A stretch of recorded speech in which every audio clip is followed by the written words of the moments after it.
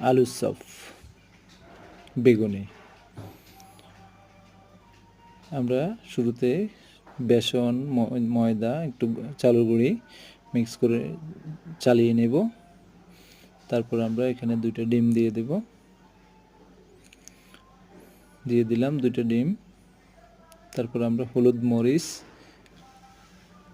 মরিচ পাউডার এবং জিরা পাউডার, ধনিয়া পাউডার আমরা ইউজ করব পরিমাণ মতো। কাশ্মীরি চিলি পাউডার ইউজ করব, আদা রসুন ইউজ করব।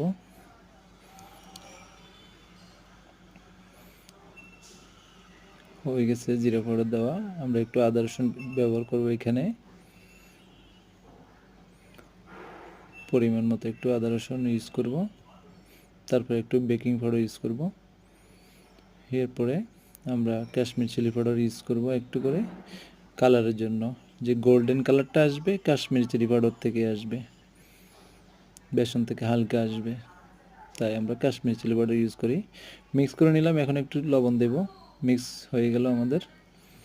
পরিমাণ মতো লবণটা দিবেন, স্বাদ মতো। তারপর আলুর চপটা আমরা রেডি করতেছি। শুরুতে